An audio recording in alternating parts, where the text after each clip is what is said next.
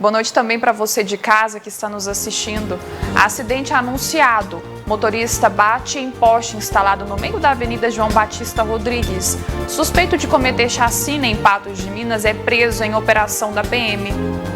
Preconceito contra a obesidade é quase que pior do que a doença em si. Balcão de Negócios Copatos promete aquisição de insumos com preços e condições de pagamento especiais. Estudantes patenses apertam o passo na preparação para o Enem. A gente fala sobre a pandemia. Macro-região Noroeste volta para a onda amarela do Plano Minas Consciente.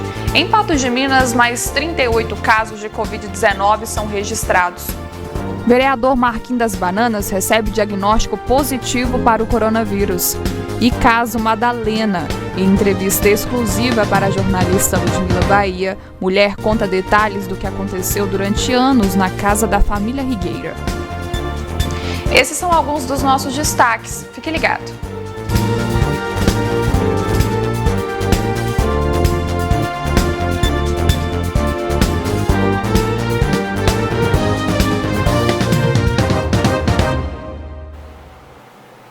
Um homem foragido, suspeito de uma chacina em Patos de Minas, foi preso em operação da 10ª RPM. Ele foi encontrado na divisa entre os estados de Goiás e Tocantins. O carro, cheio de perfurações, ficou parado no meio da pista no quilômetro 168 da MGC 354, bem próximo do trevo de Patos de Minas. Foi a Polícia Militar Rodoviária que foi acionada para atender a ocorrência. 6 pessoas estavam no veículo no momento dos disparos. Apenas uma mulher com uma criança de colo conseguiram sair ilesas. O motorista, Luiz Fernando Rodrigues Dias, de 26 anos, foi atingido por vários disparos, principalmente na cabeça. Maria Alice da Silva Vieira, de 20 anos, que estava no banco traseiro, também foi alvejada na cabeça e não resistiu aos ferimentos. Alisson Menezes da Silva, de 18 anos, conhecido como Balbino, até tentou fugir da mira dos atiradores e saiu correndo do veículo em direção a Presidente Olegário, mas foi perseguido e executado com vários tiros nas costas e na cabeça. Outras 3 pessoas, sendo uma mulher, um adolescente e uma criança, saíram vivos desse massacre. A partir dali, os outros 2 que estávamos atrás e que são investigados no crime ainda encontram-se foragidos e estamos atrás aí numa linha de investigação que mais dia menos dias eles serão capturados. A prisão aconteceu no início da noite desta terça-feira. Admilson Lopes Vidal, de 40 anos, conhecido como Boi Bandido, tem diversas passagens policiais e é acusado de participar de uma chacina na MGC 354 em 2019, onde 3 pessoas foram assassinadas. Segundo informações, a equipe da PRF abordou o veículo Fiat Toro branco. Durante uma busca pessoal, o condutor apresentou toda a documentação como Eugênio Gouveia Martins. Foi aí que os policiais perceberam que os documentos eram falsos. O condutor, na verdade, se tratava do foragido da Justiça, Admilson Lopes Vidal, criminoso conhecido no meio policial de Patos de Minas e região.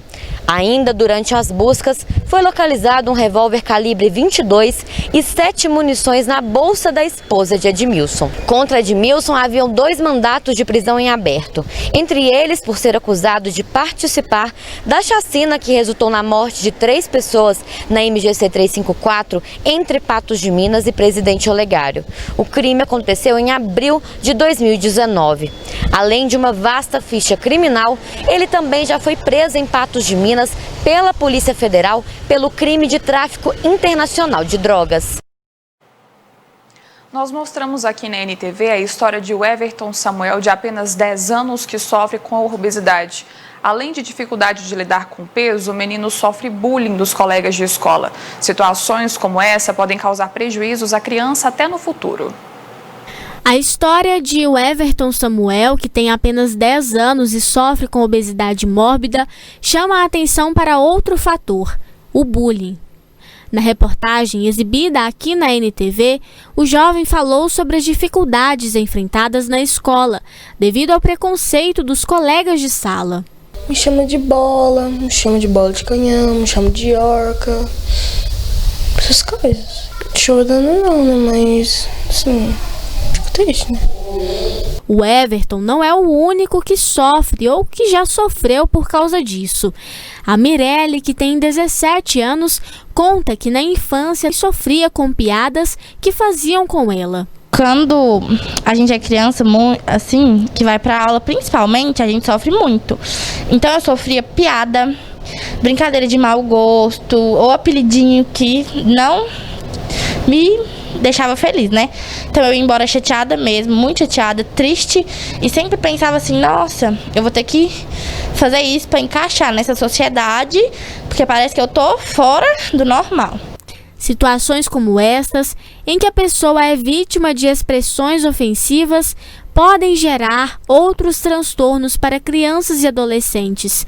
E é algo que ocorre também com os adultos. Quando nós pensamos, então, nos prejuízos que podem haver no desenvolvimento da criança ou do adolescente que tiveram a vivência de um bullying, nós pensamos em distúrbios, de comportamento. A criança pode ficar muito agressiva, para se defender, ou muito introspectiva, questões também de baixa autoestima, depressão, podem ocorrer. E é algo que infelizmente não acontece só com as crianças, acontece também com os adultos, e a gente conhece nos adultos com o nome de assédio moral. E também é previsto em lei, então tanto há orientações com relação ao bullying e também o que acontece com os adultos dentro de um assédio moral. Uma das formas de superar o preconceito é ter empatia e respeito pelo outro. E ser empático é algo que a criança traz, de forma praticamente inata, Então, é preciso resgatar valores tão humanos, que exprimem a nossa individualidade, mas também o nosso senso de pertencimento. Nós vamos ter muito mais facilidade de lidar com situações de dificuldade, de conflito. Além disso, ter o apoio da família também é fundamental para que a criança e o adolescente saiba lidar com quaisquer ofensas e compreenda que o importante mesmo é ter boa autoestima e que isso se consegue construindo o amor próprio. A minha família me apoiou muito, sabe? Então eles me ajudavam sempre, conversavam comigo. E aí eu fui crescendo e observando, e todo mundo falava, nossa, você é muito bonita. Aí eu fui me aceitando mesmo do jeito que eu sou, até que eu cresci mesmo e falei, nossa, eu sou muito bonita e eu não tenho que ligar com a opinião de ninguém e tenho que fazer as coisas que eu gosto, que me agrada. Eu quero deixar de mensagem para as meninas ou meninos em geral, as pessoas que são plus size, para ter sua autoaceitação, porque é maravilhoso ser do jeito que você é e não ligar com a opinião de ninguém, porque se Deus fez a gente desse jeito, a gente tem que se aceitar, tem que se achar maravilhoso, bonito, Bom, quem quiser ajudar o menino pode entrar em contato com a mãe Neide pelo 034 99651 4563 ou fazer um depósito de qualquer valor para ajudar no custeio do tratamento. A conta é Agência 1900, Operação 013, conta 0001 50 689. Vou repetir, Agência 1900, Operação 013 e a conta 0001 50 689. Bom, e a seguir, Balcão de Negócios Copatos promete aquisição de insumos com preços e condições de pagamento especiais. E estudantes patenses apertam o passo na preparação para o Enem.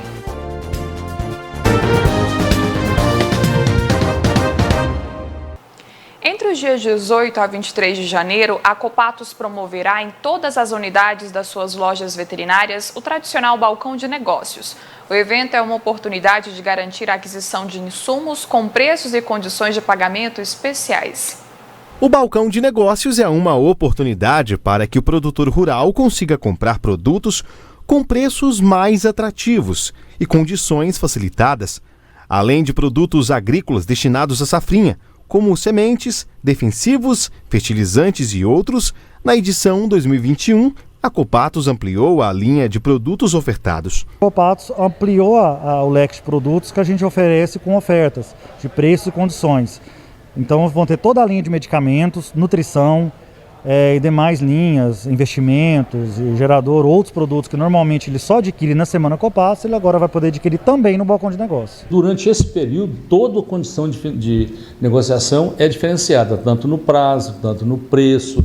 São condições realmente diferenciadas para dar oportunidade para esse produtor fazer a aquisição dos seus insumos, que vai ser consumido na sua atividade durante o período que ele achar interessante. Para conhecer as novidades, o produtor deve ir a qualquer uma das 7 lojas espalhadas na região do Alto Paranaíba e Noroeste Mineiro.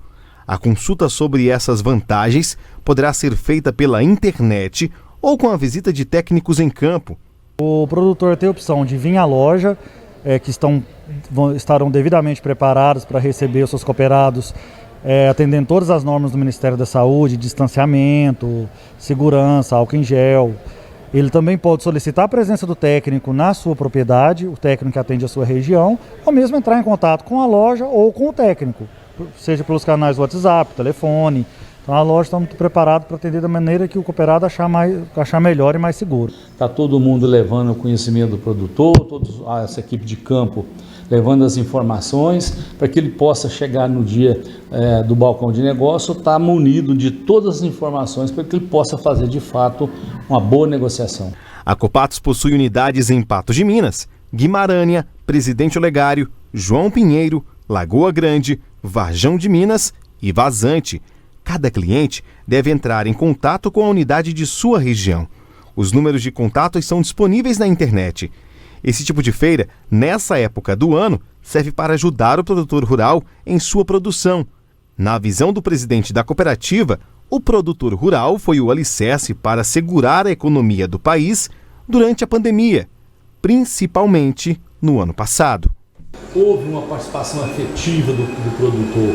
O cooperado percebeu o momento difícil que a gente estava vivendo e deu sua contribuição. Tanto prova disso é que o agro respondeu com valores muito superiores no próprio ano de 2019. Então realmente o campo, o agronegócio deu sua resposta na hora certa, contribuindo com o crescimento, com o desenvolvimento, com a geração de renda. E nós podemos dizer que realmente o homem do campo mais uma vez se posicionou como um verdadeiro herói. Há poucos dias da primeira data de provas do Enem, será que os estudantes de Patos de Minas conseguiram se preparar? É o que você confere na reportagem de Paula Mota e Diego Braga. 2020 foi um ano desafiador para todos e provocou muitas mudanças na vida de professores e alunos. Quem tinha como objetivo entrar em uma universidade em 2021 precisou se esforçar ainda mais para não deixar nenhum conteúdo para trás. Sem dúvida, o ano de 2020 foi um desafio para todo mundo, né? Pegou todo mundo de surpresa. A gente pensou que ia ser ali 2 semanas, 1 mês ali de quarentena, né? Acabou sendo o ano todo e a gente ainda está enfrentando esse desafio. E eu me preparei do jeito que a gente podia, digamos, tendo uma rede de apoio com a família, com os amigos, né? Assistindo às aulas online. A preparação, como eu estudo em escola pública, foi um pouco mais difícil. A gente estudou em apostilas, mas a gente teve uma base, sim. Eu acho que quem realmente estudou vai conseguir fazer a prova. Falta um pouco de comunicação com alguns professores. Eu acho que isso pode, né, ser um desafio. A conversa, assim, que atrapalha um pouco também a gente estudar em casa. Eu acho que foi esses os desafios. Eu tive que me adaptar ao local que foi a minha casa, que tinha muito barulho, então a gente tem que se adaptar a isso também para não deixar atrapalhar. Mas aos poucos eu fui me adaptando e foi dando certo. Graças a Deus, deu certinho. O Exame Nacional do Ensino Médio se aproxima e com ele surgem as dúvidas sobre como será o desempenho dos jovens estudantes. A depender da estrutura do município e das escolas de forma geral, os desafios de cada local foram diferentes. As condições que os alunos têm para se adaptar a esses problemas são muito diferentes, de região para região, de cidade para cidade, de escola para escola, e isso faz com que o próprio processo abra um leque de heterogeneidade muito grande. Então, assim, é muito difícil você estabelecer um padrão de, digamos assim, justiça ou condições ideais para o processo acontecer, né? Porque o país é muito grande, a diversidade de condições técnicas, financeiras e até geográficas também é muito grande, e isso causa uma dificuldade adicional.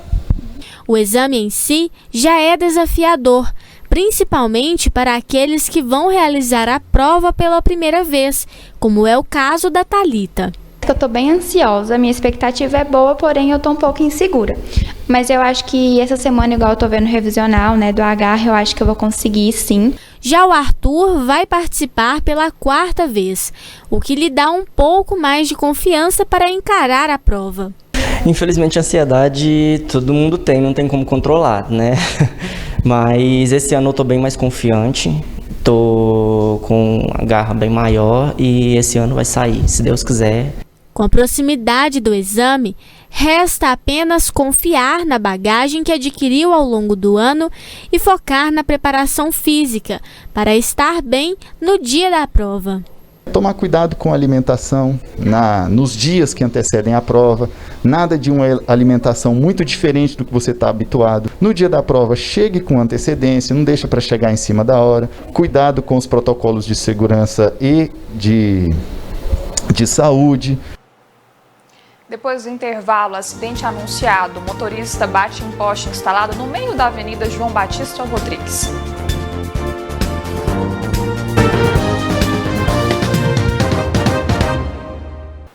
Lembra que mostramos aqui no NTV News alguns postes colocados de maneira irregular na Avenida João Batista Rodrigues? Pois é, não demorou muito e um acidente foi registrado.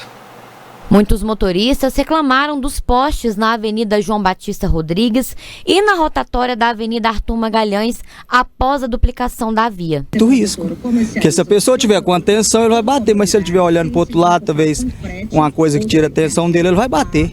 Pode me atrapalhar completamente, uma distração que seja para olhar na via de cima ou de baixo, bate de frente com ele tranquilo, aí ele só vai trocar a hora que bater. Eles pôs uma mania ali que vai provocar muito mais um acidente ainda, né? Desde então, nada foi feito no local. No final da manhã desta quarta-feira, um veículo atingiu em cheio o poste que está no meio da rua. O motorista do Fiat 147 sofreu ferimentos e foi socorrido pela filha para receber atendimento médico. A frente do veículo ficou bastante danificada com a batida. Um comerciante próximo do local cobra providências. A gente fica preocupado que pode acontecer algo pior. O motociclista vir bater, pode até perder a vida, né? Porque o poste está no meio da via. E desde quando inaugurou a obra, que foi a ampliação da avenida, o poste está no meio da rua. Não só ele, como outros em outra rotatória próxima. Na primeira reportagem feita por nossa equipe no local, o engenheiro da companhia responsável pelo fornecimento de energia da cidade informou quais os procedimentos corretos para fazer as modificações necessárias no local. O procedimento correto, né, que deve ser feito é que o responsável pela obra, nesse caso, deveria, né, ter acionado a CEMIG já, né, enviado para a CEMIG essa condição, para que a CEMIG, né, fizesse a avaliação, os estudos, né, informasse, né, através do projeto o que teria que ser sido alterado na rede para o responsável fazer, né, aquela adequação, né, e retirar o poste da via pública. Hoje pela tarde, uma equipe da concessionária começou a remover os primeiros postes do local. Muitos motoristas reclamaram dos postes. Motoristas e pedestres que passam pela avenida conseguem ver o perigo de perto. Mas já era de se esperar. Isso porque, após a conclusão das obras de alargamento da Avenida João Batista Rodrigues, neste ponto que fica no bairro residencial Monjolo, os postes continuaram ali, no mesmo local, ou seja, ocupando boa parte da rua. Ficou muito perigoso. Não sei como é que não aconteceu muito acidente aí, sabe? Ficou muito perigoso. É perigoso, aquilo ali é perigoso. De tirar, representa um risco grande. Não pode não. Certo é tirar, né? Ficar livre. Para o povo circular, fazer a rotatória bonitinha. E não demorou muito para o pior acontecer. Um acidente foi registrado no final da manhã desta quarta-feira. Moradores cobraram providências para a retirada dos postes. De acordo com a CEMIG, os postes que representam riscos aos motoristas que estão localizados aqui nesta Avenida João Batista Rodrigues, nesta rotatória entre o bairro Jardim Esperança e Residencial Monjolo, serão realocados. Na tarde desta quarta-feira, a equipe terceirizada realizava o trabalho de remoção e colocação de um novo poste. Esse poste que está atrás de mim, por exemplo, que está ao lado da rotatória, que representa bastante risco, será totalmente retirado e a fiação dele será passada por outro local. Os técnicos que estiveram aqui no local não afirmaram à nossa reportagem quantos dias deve demorar para que todo o trabalho seja concluído. Só que esse não é o único problema que os moradores enfrentam no local com relação às obras. Isso aí foi muito mal organizado mesmo. Ficou horrível isso aqui. Apesar dos postes e inundações no local serem reclamações constantes, a maioria das pessoas que passam por ali acreditam que o trabalho de canalização da água pluvial que passa pela avenida melhorou no quesito inundação. Embaixo ali alaga, mas não é muito igual era não, antigamente. Antes de fazer o negócio ali alagava com borra mesmo, agora não tá tanto não. Agora tá mais pouco. Não, mas melhorou bastante. Eu moro aqui no Residencial Monjolo, eu passava e tinha hora que tinha que esperar a água baixar para não passar. Agora melhorou bem.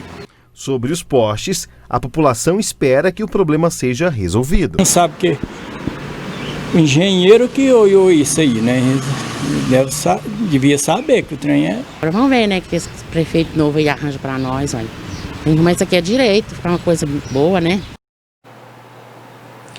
Na sequência, tem a análise da notícia. A gente atualiza os dados da Covid-19.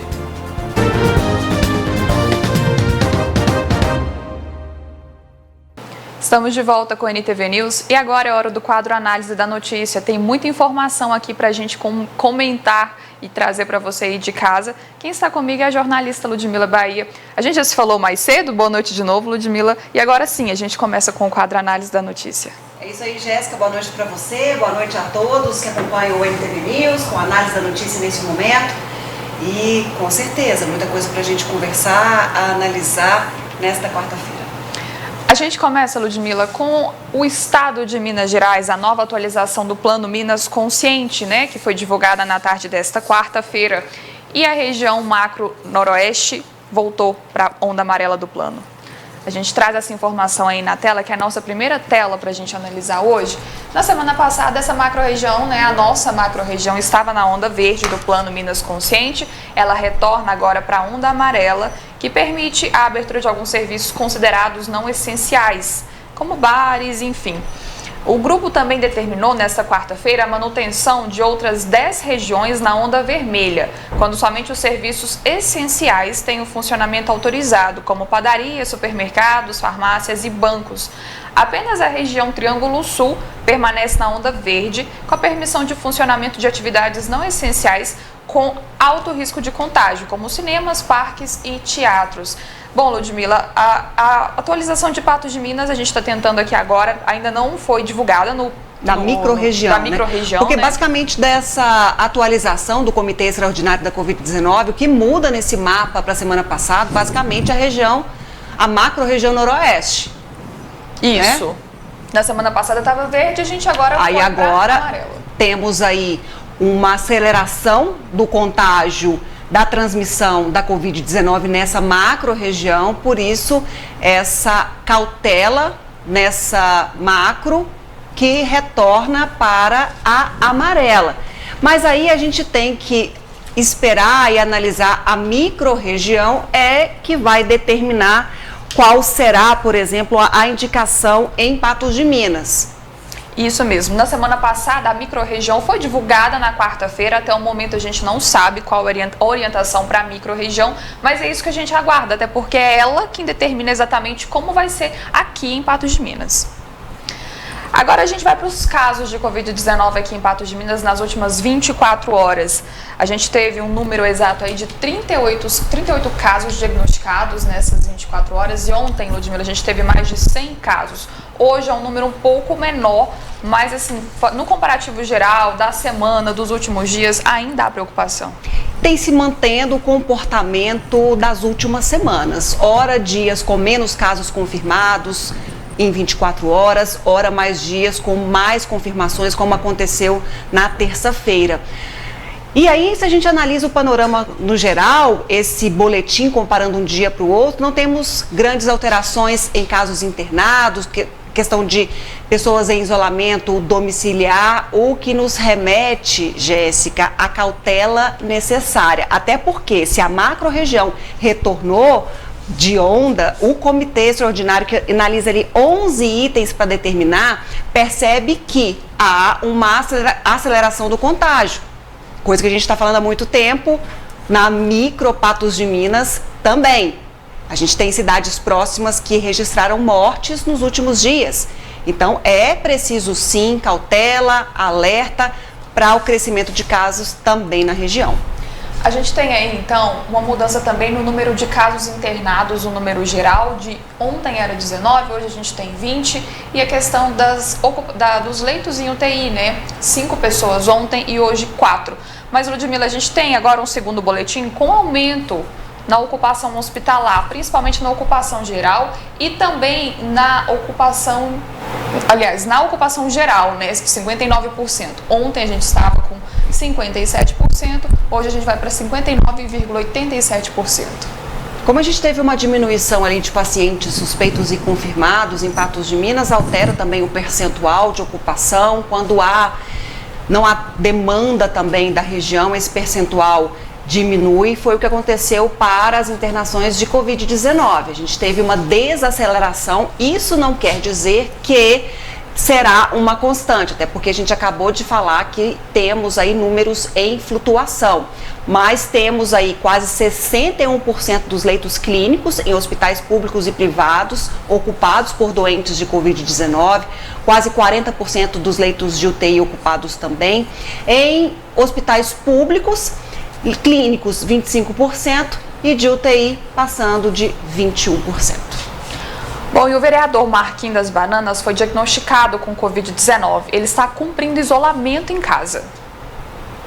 Marcos Antônio Rodrigues, mais conhecido como Marquinhos das Bananas, tem 44 anos e pertence ao grupo de risco da Covid-19. O diagnóstico positivo para a doença veio no início desta semana. O pedido de exame do vírus veio após o vereador sentir sintomas da doença, como exemplo, dor de cabeça. Segundo Marquinhos, o estado de saúde é considerado estável e ninguém de sua equipe ou família apresentou sinais do novo coronavírus. O vereador cumpre isolamento social em casa. Marquinhos das Bananas deve ficar afastado de suas atividades por 13 dias. O gabinete dele já se encontra fechado e os atendimentos devem ser feitos por telefone. O local de trabalho do vereador deve passar por procedimentos de desinfecção. Bom, Ludmila, infelizmente essa não é a primeira vez que um vereador ou funcionário da Câmara, né, é diagnosticado com Covid-19. A gente já mostrou isso no início da pandemia. Pois é, todo mundo está sujeito a ser contaminado com a Covid e aí fica a questão e o alerta para que tomemos todas as medidas, todos os cuidados para frear a transmissão. Foi justamente o que a Câmara vai fazer agora com algumas medidas implementadas dentro da Casa do Legislativo, exatamente para tentar aí conter esse contágio da Covid. Pois é, a gente coloca algumas dessas medidas agora na tela para a gente mostrar para o pessoal de casa o posicionamento da Câmara dos Vereadores em relação a isso. E foi uma nota divulgada hoje à tarde pela Câmara dos Vereadores. Uma dessas medidas é que a Câmara já realizou os cuidados, né, e as medidas de higienização e sanitização no gabinete do vereador. Além disso, ele está sendo acompanhado por uma equipe médica e a mesa diretora continuará acompanhando os casos confirmados e a situação de todos os vereadores, servidores e assessores da Casa Legislativa, adotando as medidas recomendadas para a segurança de todos. Além desse comunicado, Ludmila, pouco depois a assessoria da Câmara enviou uma segunda nota informando a confirmação de uma servidora da Câmara dos Vereadores que também foi afastada logo após a confirmação do vereador Marquinhos das Bananas e ela também testou positivo para a doença. Segundo esse comunicado, ela é agente de administração e tem 31 anos. Ela está passando bem e está isolada em casa. E os procedimentos adotados pela Casa Legislativa são esses divulgados na nota anterior, né? Que são essas medidas de higienização e esses cuidados. E são necessários, obviamente, dentro do Legislativo, para quem teve contato com essas pessoas confirmadas, é preciso de identificar, agir rápido para desacelerar esse processo aí. Ainda falando de Legislativo patense, teve vereador fazendo brincadeira de mau gosto na rede social, vereador Vitor Porto, que inclusive depois foi para a rede pedir desculpa, ele que fez uma analogia aí com o número 24, com outro vereador, e não foi uma brincadeira que soou bem, aliás, de péssimo gosto, e ele pediu desculpa depois com relação a essa questão, viu, Jéssica? Lamentável, né? A gente vai agora para um rápido intervalo e na sequência, Ludmila, tem conteúdo especial que você preparou direto de Uberaba, né? É isso aí, a gente volta com uma primeira entrevista de muitas sobre Madalena Gordiano.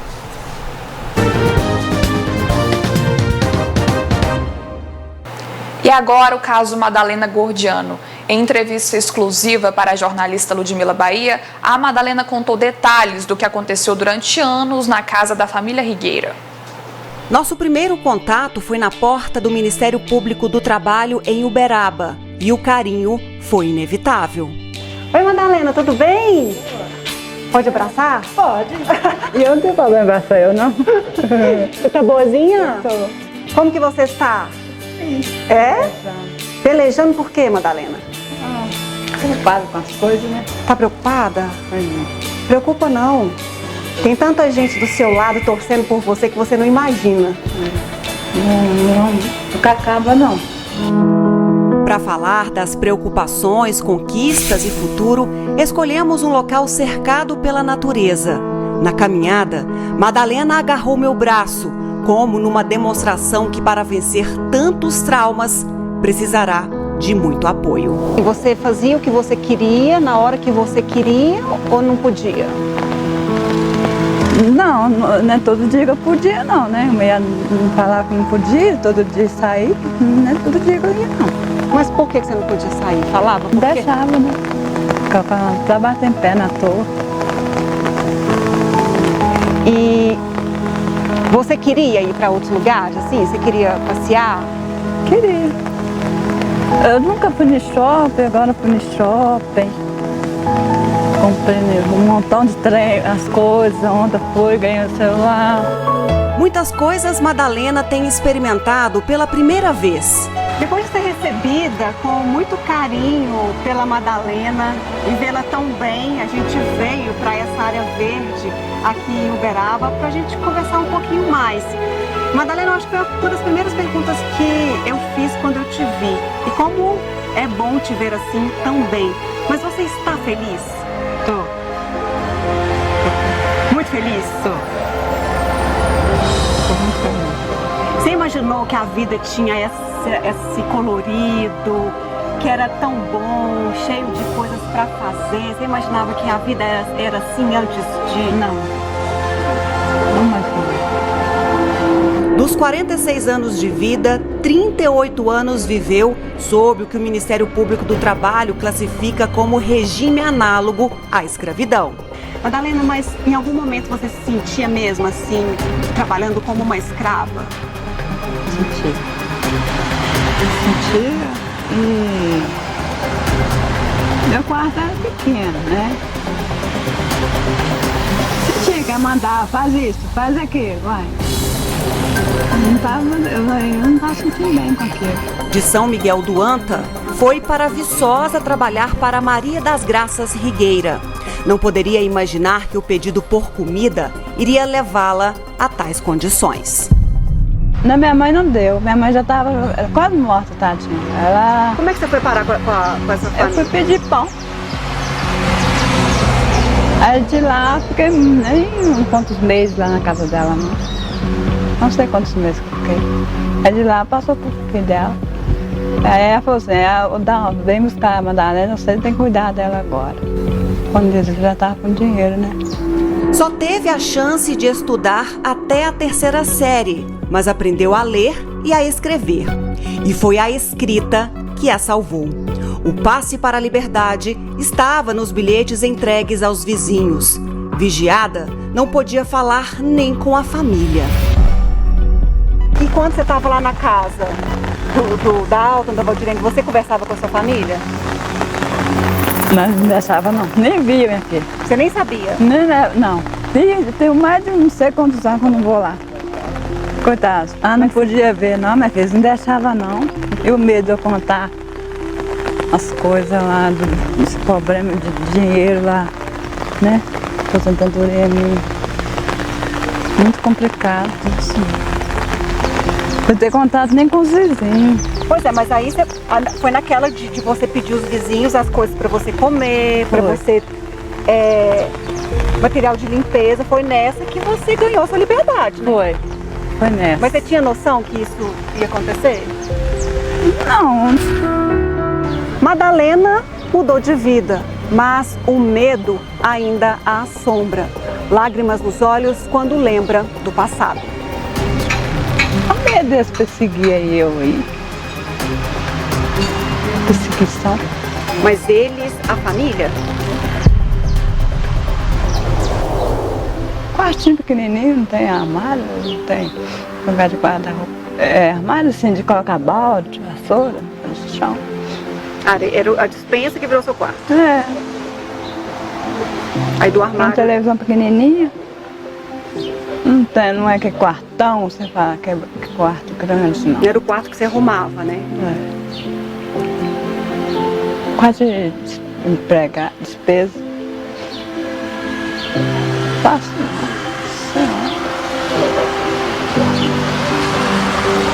até que eu não mereço, não, né? Mas eles acham que mereço, então não quer nem ver esse povo na minha frente mais. Madalena, o que você sente pela família hoje? Pelo Dalton e Valdirene? Você já conseguiu perdoá-los do que fizeram com você? Ainda não.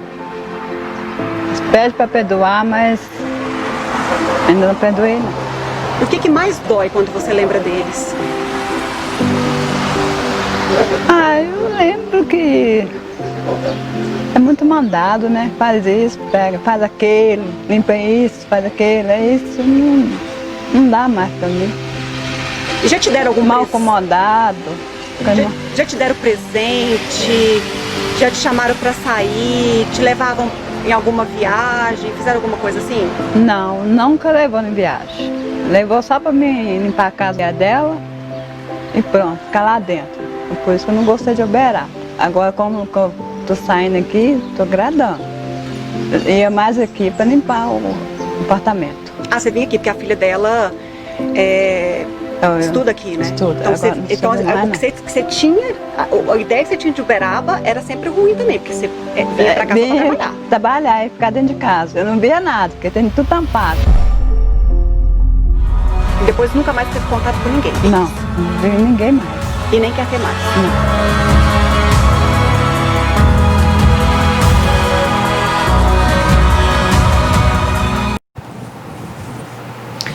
Como a gente tinha vontade de ouvir a fala da Madalena, e parece que tudo que ela fala faz a gente voltar, né? Aquele tanto de emoção, a história que essa mulher viveu. Imagino que também foi emocionante para você, né? Foi emocionante para mim, Jéssica, ver essa história de perto, e as pessoas perguntaram assim, é isso mesmo? Ela passou por aquilo tudo? O que você sentiu? Dá para ver na fala dela, dá para perceber a verdade no olhar, no sentimento, na colocação dela. Ela foi uma pessoa muito reprimida durante a vida dela, ela não recebeu todos os estímulos que normalmente a gente recebe para o nosso desenvolvimento. Ela foi cerceada de muitas oportunidades na vida, sim, segundo ela relata, segundo o próprio Ministério Público do Trabalho, auditores fiscais que terminam o relatório para entregar para o Ministério Público Federal, que já tem uma audiência marcada até para poder discutir um pouco dessas questões trabalhistas, porque quando a gente fala de trabalho escravo, uma questão que as pessoas pensam e remetem, Jéssica, como que a Madalena vivia nessas condições, e as pessoas pensam lá naquele senhor da senzala, em que às vezes o escravo estava amarrado, levando chibatadas, que não podia e não tinha direito a absolutamente nada. Transpondo isso para o século XXI, a Madalena, segundo ela nos conta, segundo as investigações do Ministério Público do Trabalho, ela era cerceada desse direito de ir e vir. Ela não tinha essa liberdade para sair a hora que ela desejava, para ir onde ela gostaria de ir. Ela foi colocada em uma despensa. Ela falou, né, o meu guarda-roupa era o local que deveria ser guardado o rodo, o pano de chão, aquele lugar mais escondidinho da casa. Era lá onde eu ficava. E a Madalena não tinha um salário, ela não tinha as garantias legais, ela não tinha férias, ela contando ali, ela só, a única vez que ela, uma das poucas vezes que ela viajou, era para ela trabalhar. Então era uma vida totalmente cerceada, uma vida onde as possibilidades inexistentes. Isso a gente sentiu, por isso que ela fala dessa questão, né? Como é bom estar aqui hoje, eu estou feliz. Hoje ela percebe cores onde ela não via. O abraço na Madalena, eu vivo também numa restrição maior, e a Madalena também. E foi inevitável, esse primeiro encontro a gente se olhou e o abraço foi sincero. E eu acho que eu transmiti o abraço que muitas, centenas, milhares de pessoas gostariam de dar na Madalena, viu, Jéssica? E um carinho enorme que eu senti, uma pessoa muito simples, carregada de luz, e que quer que tudo se resolva o quanto antes. Ludmila, já é possível ver sonhos nela, motivação, aquela vontade de começar de novo? Sim, e até falando dessa questão do trabalho escravo, ela relata, ela não foi maltratada, ela não apanhou, ela nada de agressão física, nada disso ela sofreu, ela tinha uma limitação. E agora ela é uma pessoa munida de sonhos, mas ela está reconstruindo um passo de cada vez. Quando ela chora falando dos medos, ela não consegue, por exemplo, ou não tem ainda a segurança de andar sozinha, sabe? Ela ainda precisa de alguém estar com ela o tempo todo, do lado dela, para mostrar as coisas da vida. E, como qualquer pessoa, tem muita coisa ainda planejada, e a gente vai fazer uma matéria sobre isso, sobre o futuro da Madalena. Bom, agora a gente mostra mais uma matéria, né, dessa série de reportagens que você preparou nessa ida a Uberaba, que agora é sobre a igreja, né? O quanto a igreja tem um papel importante nessa história. A igreja era o refúgio de Madalena. A matriz de Santo Antônio era um dos poucos locais que, durante os 14 anos vivendo com o casal Rigueira, podia frequentar em Patos de Minas. Não, só na igreja, se tivesse festa na praça eu ia, se não tivesse não ia. Ficar mais em casa na pandemia, né? Mas o meu dia mesmo é para a igreja. Madá, como é carinhosamente chamada, lembra com saudade de algumas coisas do passado, como da catedral e do bispo diocesano. E nós providenciamos o encontro com Dom Cláudio, mesmo que à distância. Oi, Dom Cláudio. Oi. Tem uma pessoa aqui que quer muito falar com o senhor, olha só quem é. Tudo a Madalena. Tudo bem? Ô, Madalena, tudo bem, você? Eu tô joia. Tá saudade do senhor. Foi difícil, mas fazer o quê, né, Dom Cláudio? É difícil agora, né? Agora você tem que caminhar e seguir a vida. Seguir a sua vida, né? Cuidar. Estão cuidando bem de você? Tá cuidando. Então tá bom. Eu tô rezando agora pra ter uma casa pra me morar, ter meu lugarzinho, né? Não tinha não, eu não tinha, não podia falar o que era pro senhor. Aí surgiu. Entendeu? Tá certo. Aí eu tô com medo. Dá bênção pra mim. Que Deus abençoe em nome do Pai, do Filho e do Espírito Santo. Amém. Obrigado. Boa noite. Boa noite, fique em paz. Todo dia eu sonho com o senhor, viu? Não esqueceu. Não esqueceu pra nada. Das poucas amigas que fez foi na igreja. Agora, com o celular, quer estar em contato com as pessoas especiais como a Roberta, que se emociona ao lembrar de tudo. Eu fiquei estarrecida com a notícia que nós tivemos.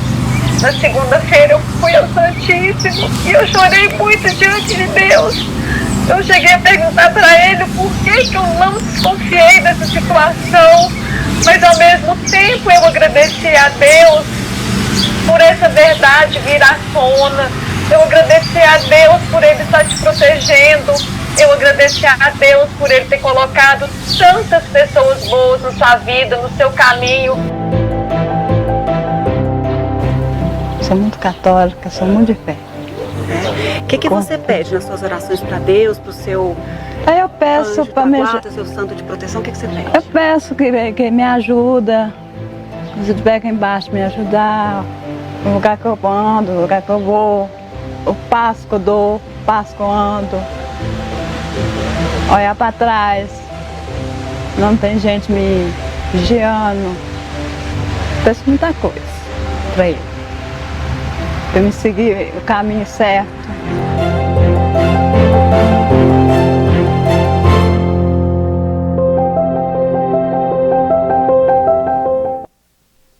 Parece que a história dela com a igreja é desde muito tempo e ela ainda se apoia nisso com uma força incrível, né, para conseguir sair de vez dessa situação. Era lá que ela encontrava forças para seguir essa caminhada marcada por muitas dores, por muitos traumas, por muitos obstáculos. Era de lá que ela retirava toda essa energia para essa caminhada. E como é bom a gente terminar esse jornal vendo esse sorriso da Madalena estampado, escancarado, inspirador para muitas pessoas e que mudou a realidade de tantas outras, porque as denúncias ao Ministério Público do Trabalho aumentaram e muito depois que o caso da Madalena veio a público, e que isso continue a inspirar mais e mais pessoas por suas garantias e que a liberdade seja a premissa. E o que a gente deseja para a Madalena é uma vida plena, de sonhos realizados, de felicidade. E a gente continua a falar dela, viu, Jéssica? Amanhã no 30 Minutos a gente tem matéria com a Madalena, no programa Gui Boaventura também a gente vai falar sobre, e no News também. Tem muita coisa para a gente conversar. Foi uma tarde que a gente passou com ela e amanhã a gente vai falar de futuro, de possibilidades, do que ela quer. Vamos falar dos cuidados que ela está tendo, o que ela tem recebido, como ela tem feito toda essa estratégia para cuidar da saúde, coisa que ela disse que não teve oportunidade, não tinha vacina, não médico também não, e ela passou por uma bateria de profissionais para que ela tivesse essa segurança que está tudo bem com ela. Mas a gente fala disso também, o que é que ela quer, o futuro, os planos. A gente acompanha então o caso a partir de amanhã, né, em todos os nossos telejornais. Muito obrigada, Ludmila, pela participação, por todas as informações no NTV News de hoje. Obrigada, Jéssica, pela companhia. Obrigada a todos pela audiência. E amanhã a gente se vê. Tchau, tchau. Boa noite. Até amanhã.